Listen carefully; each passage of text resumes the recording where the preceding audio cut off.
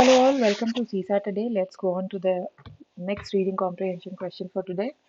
So this is 2020 paper, set A, question number 45, and it's an inference kind of question.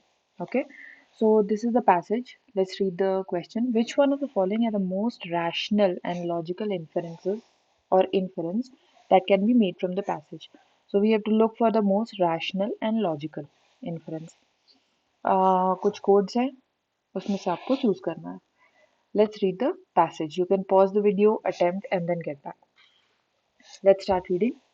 Economic liberalization in India was shaped largely by economic problems of the government than by economic priorities of people or by long-term development objectives. तो ये कह रहा है कि जो economic liberalization हुआ India में that is shaped largely because of economic problems of the government. Okay, government के problems के लिए वो बनाया गया rather than economic priorities of people or long-term developmental objectives. So economic priorities of people और long term development objectives को ध्यान में नहीं रखा गया.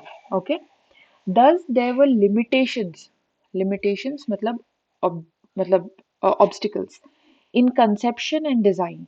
ओके, सो उसके कंसेप्शन और डिजाइन में लिमिटेशंस है which have been subsequently validated by experience.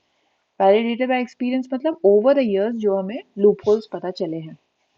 Now what are these? Jobless growth, okay, persistent poverty, and rising inequality have mounted as problems since economic liberalization. तो ये तीन problems वो count करवाता है कि ये तीन problems have mounted. And all these years later, four quiet four crises confront the economy: agriculture, infrastructure, industrialization, and education as constraints on country's future prospects. Another four issues. These problems must be resolved in economic growth. These problems must be resolved when economic growth has to be sustained and transformed into meaningful development.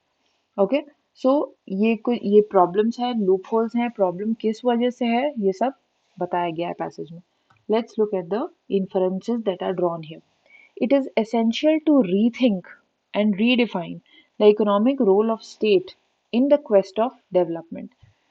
ये बहुत valid point है कि state ने क्या किया कि अपने objectives की वजह से इकोनॉमिक लिबरलाइजेशन लागू किया.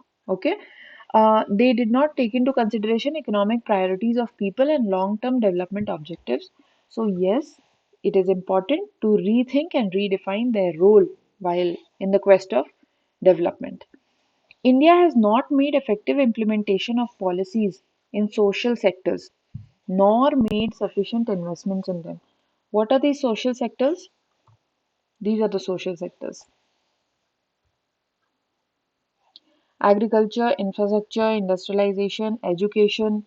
Okay, so these are the social sectors. वहाँ पे adequate policies नहीं बनाई गई हैं, implementation, effective implementation of its policies नहीं हुआ है, और sufficient investment भी नहीं हुआ है. That's why. So basically जो भी loop holes वहाँ पे count कराए गए हैं चार, वो किसकी वजह से है? गवर्नमेंट के not proper implementation of rules and investments की वजह से. Of course this is also a valid assumption to make, valid inference. So we'll go by C, which is both 1 and 2. It was an inference kind of question, economy area से था और interlink करिए facts and it will be very evident कि answer क्या है. Let's look at the keywords from the passage.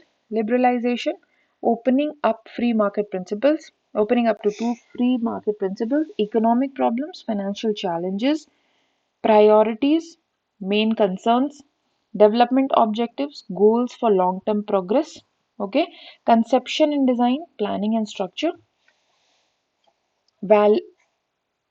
validated, confirmed, validate करना किसी चीज को confirm करना, persistent poverty, ongoing poverty जो खत्म नहीं हो रहा, rising inequality, increasing wealth disparity, disparity मतलब inequality ऊपर नीचे रहना, future prospects, potential for future success.